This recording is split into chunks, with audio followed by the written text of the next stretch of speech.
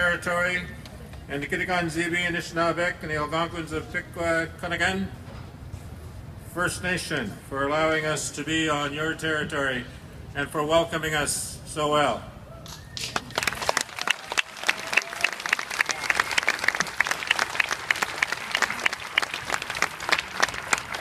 But my thanks and my love extends to all of you for being here. I want to thank you for demonstrating what reconciliation is all about. Give yourselves a round of applause.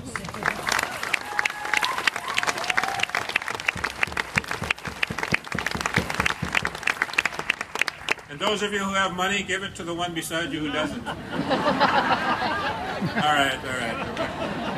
I'm not going to go that far. Ladies and gentlemen, you know this is a very meaningful day for us as commissioners. And on behalf of my colleagues, Commissioner Dr. Marie Wilson and Commissioner Chief Wilton Littlechild, I want to thank you for being here with us on this day to help us to kick off the opening day of our closing ceremony for the Truth and Reconciliation Commission. We are so honored that you have allowed us to be part of such a turnout. 10,000 people, we are told, walked across that bridge at Victoria Island. So I guess Cedar wasn't all that far at all. As you walked across that bridge and as you walked down Wellington Street in front of Parliament Hill, you honored each and every one of those of us who have been affected by the residential schools of this country. And we want you to know that that is not only the survivors, it's not only the families of survivors, but it is all Canadians who have been affected by this history. This is not an Aboriginal problem, this is a Canadian problem.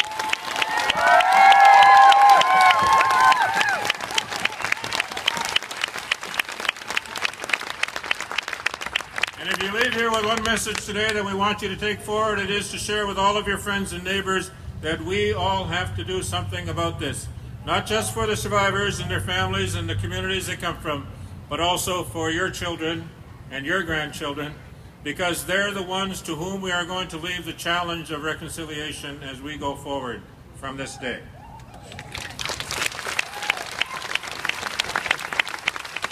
But I want to talk a little bit about the survivors and thank them again, because it was the memories that they shared with us that we carried today. Those who were unable to be with us, we carried their stories as well. And in the ceremony this morning, I want to thank Elder Dominique Raquin for having recognized the children who did not return from residential schools, for the survivors who have not been able to survive to this day, by allowing there to be two chairs, one for the males, one for the females, at the ceremony this morning to mark the presence of the spirit of all of those who have been left behind. We honor them, we think of them, we pray to their spirits, and we honor their families as well. And miigwech for that this morning.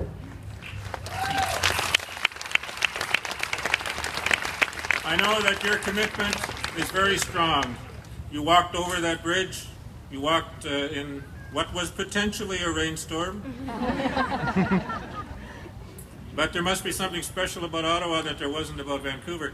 I was told, incidentally, that Vancouver made up for the rainstorm by having 70,000 people there. Wow. For their walk of reconciliation. And that is true. But in Ottawa, to get 10,000 people to agree on anything, we're told, is a significant, is a very significant accomplishment.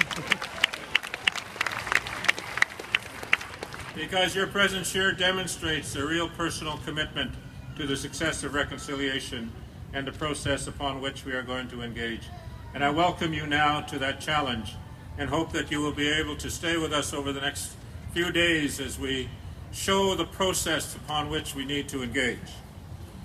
We know that you are here because you are committed to helping the survivors and their families and those who are affected by residential schools to go through the process of healing that is necessary. We know that you are here to help their families and their communities. We know that you are also here to help our political and spiritual leaders in the work that we are going to be calling upon them to do. And we know that you are here to call upon and to help all of the people of Canada to undertake this work that we know is very important.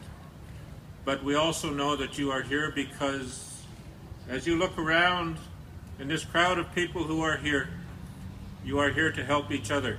You are making a commitment together. You have agreed to walk together, to stand together, and to move forward together.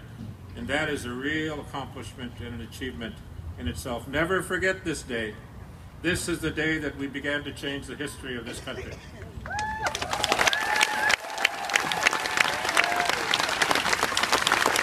Ours is a shared future. We know that ours is a shared future, and we need to move together forward in this country. If we are going to be able to come to terms with the past, we have to recognize the importance of it, but we cannot stay bound to it. We cannot walk into our future backwards.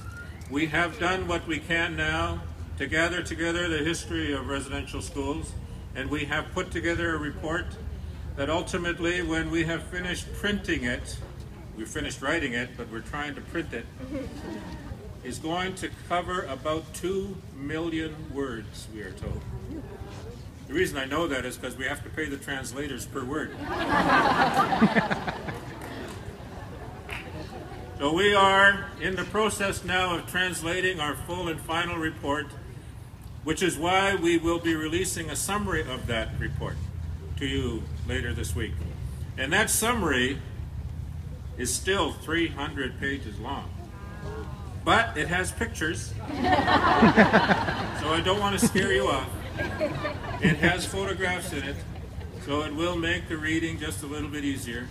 But at the same time, contained within the summary of our final report, you will find the truth of residential school history in this country.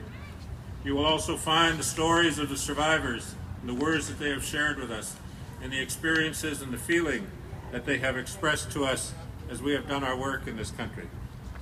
This is the week that the public work of the Truth and Reconciliation Commission closes and comes to an end. Our final process now is to do what we can to get that full and final report out to you in as soon as a period of time as we can. But we will reflect with you this week on our findings, and we will start the discussion with you on how we can make true reconciliation a reality. As you know, there were 2 critical elements of the Commission's work. First was that unwavering and often painful pursuit of the truth of the residential school experience. And as we told you in the past, getting to the truth was hard, but getting to reconciliation is going to be even harder, because reconciliation requires the work of people who may or may not know the full and complete story, but it requires an element of faith and commitment to each other as we go forward. And sometimes calling upon people to show that faith is a bit more of a challenge than they are able to accept. Facing the difficult facts about Canada's residential school system has been a very difficult process for many Canadians. We know that. We know that it has been difficult for survivors and for their families, and we warned them ahead of time that telling the truth about reconciliation, telling the truth about residential schools was going to set them free, but first we knew it was going to piss them off. And we knew that, and it has turned out that we were true. A great deal of anger has been expressed about that story, not just on their part though, because that anger also comes from people who were not there. That anger comes from Canadians who are ashamed by the fact that their country did this to so many people for whom they feel such love now.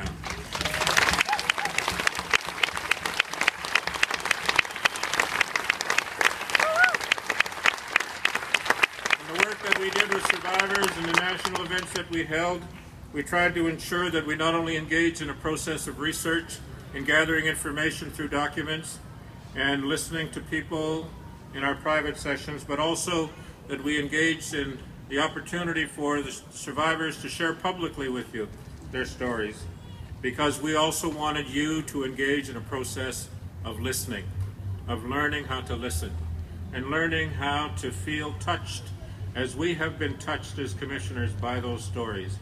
Because it is only when the spirits are able to communicate with each other that you are able truly to feel the necessary passion and compassion going forward to do this work. Ours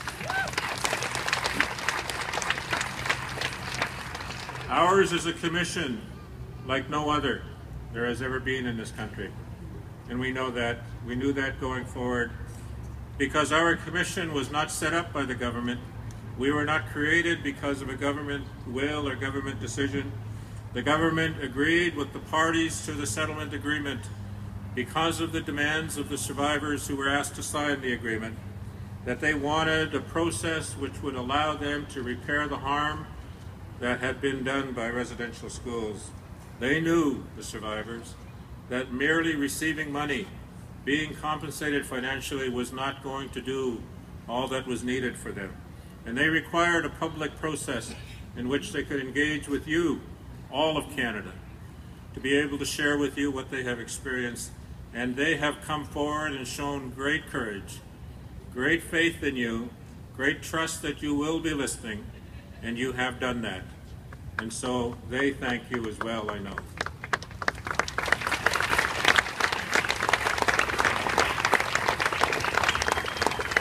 We did our work in a very unique way. We know that. We allowed the survivors to come forward and to talk to us, to be able to listen to their stories without being questioned, without being cross-examined, to be able to tell their truth as they were best able to do that. Those who could say so publicly, we allowed them to do that. Those who needed, because of the burden of the pain that they carried for so long, needed to do it privately, we also gave them that opportunity and recorded those stories. And for each and every survivor who came forward and talked to us, we offered them a copy of their full testimony. Wow. So that they were able to have it in video format, so that they, when they were ready, could share that with their children, with their grandchildren, with members of their family, so that when the most important act of reconciliation to survivors was opportunistic for them, they could sit down with their families and talk about how residential schools impacted them and engage in a process of reconciliation with their children and with their grandchildren. Because for many survivors, that was the only reconciliation that they were looking for. And we wish them well, those who are still engaging in that process, that will go forward. They were invited to share what they had to share, no more and no less, and their stories were recorded into history. All of their stories have now become part of the record of activities of the Truth and Reconciliation Commission and will forever be archived along with those documents we have been able to get our hands on and will always be acknowledged. But in addition to that, we have invited artists and musicians to be a part of the reconciliation process as well. And I hope you will take the time to explore their works and to be able to receive one of the CDs of music that we have prepared from those who have donated their music to the Truth and Reconciliation Indian Residential School Music Project, because they wanted you to hear what it is that they had to say and express in the way that they could best do it, through music. Starting in 2008, this commission has collected now millions of documents.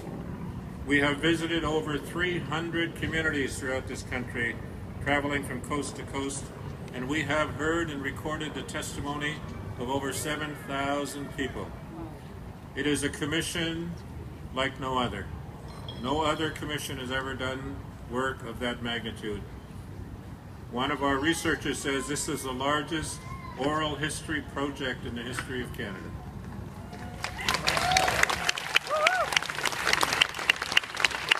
And in the course of listening to the testimony of the survivors, we heard of the effects of over 100 years of residential schools, of over 100 years of mistreatment of the children who went to those schools, 150,000 at the very least, and maybe more. First Nations children, Inuit children, Métis children were placed in those schools. We received statements from individuals who had been removed from their communities, sometimes for many years at a time, without seeing their family during that time.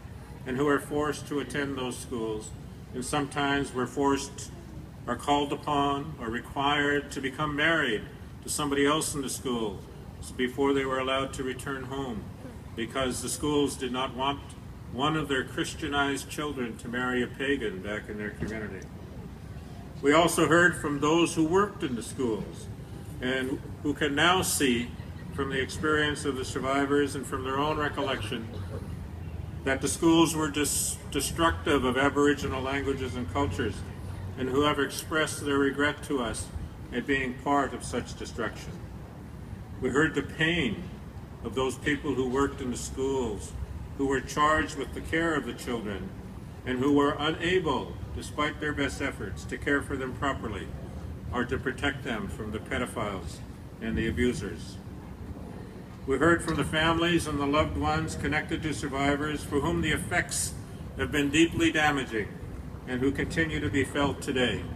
And all of you who are intergenerational survivors, the children, the grandchildren, the nephews, the nieces of residential school survivors, put your hands up. Let me see you. Thank you as well for coming forward and sharing your stories with us.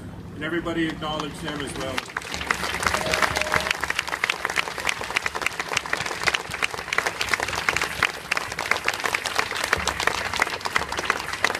Over the period of time that the schools were in existence, from the 1870s until the last school closed in 1996, 7 generations of children went through those schools. 7 generations of children were damaged by the schools that were put in place.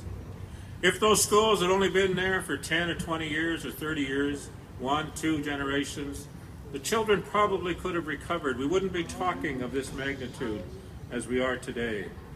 But after a period of time, the children who were being returned from the schools were going back to communities and to families who themselves had been damaged by the schools.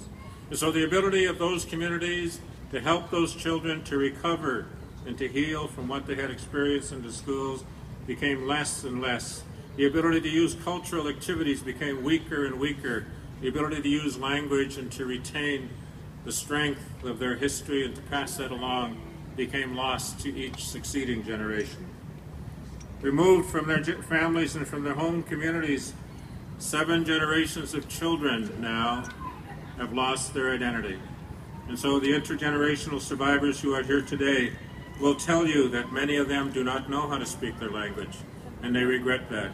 Many of them do not know their full cultural teachings, were not born with the knowledge of that history, do not know the full story of all of their heroes, do not know what their ancestors wanted them to understand about the treaties or about the experiences that they had at the time of contact, to their regret. But they are now learning. They are now learning about those things, despite the fact that they were separated from their language, their culture, their spiritual traditions, and their collective histories. And despite the fact that these children have been unable to answer the questions of life that we all are faced with. Where do I come from? Where am I going? Why am I here? And who am I? They are now beginning to find those elders who can help them do those things. And for that we are all very lucky. All of us, because now they will bring that knowledge forward as well. Those fundamental questions are very important for all of us as we go forward. They guide us in life, they influence our choices, they strengthen our ability to take advantage of all of the opportunities that we are faced with, and they help us to find and fulfill our sense of self and our responsibility to the community and to society. Survivors were stripped of the ability to answer those questions. They were stripped as well of the love of their families. They were stripped of their self-respect. And we can see now how such systemic abuse continues to echo through the generations. One survivor, when sharing her story with us, said, "I don't know how to love. I didn't learn how to love while I was in those schools." And you think about that. What must that be like, to not know how to love your own children, to be afraid to touch and to hold them and to carry them? So I challenge you all to reflect on how such an ability would impact on your life. and how the lives of all of those around you would be impacted as well, and how that would change the way that we behave towards and about each other. Make no mistake about this, residential schools were no less than a systematic and concerted attempt to extinguish the spirit of Aboriginal peoples. You will have heard that the Chief Justice of Canada the other day said residential schools were cultural genocide. I can't say that word yet, but I might be able to soon. So I want you to know that when someone in that position of that significance in society uses a phrase like that, that individual gets it. That individual understands the magnitude of the problem that we are talking about.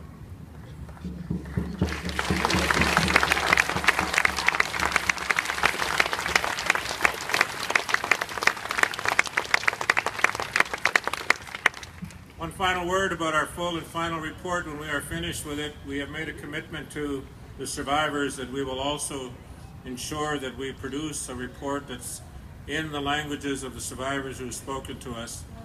We have made a commitment not only to translate it into French and English, but also we are going to be recording an oral version of the full report in 6 Aboriginal languages so that elders will be able to listen.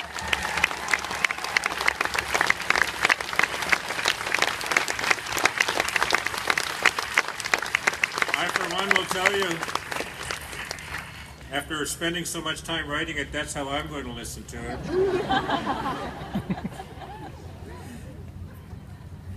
We have a lot of work to do as a society.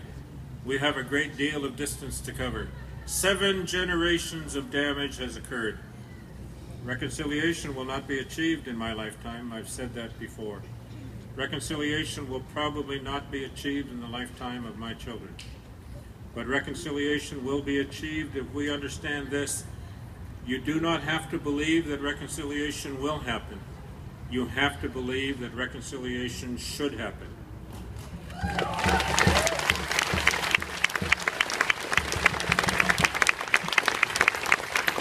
And if we agree on that, and if we agree that the vision of reconciliation is the establishment of a mutually respectful relationship, and if we measure every conduct and every action that we undertake against the question of whether it will contribute to a mutually respectful relationship, and only do those things that will, that ultimately we will be able to put this behind us. Ultimately, we will be able to forgive those of the past who have done this, but we will never forget. Miigwech. See you all next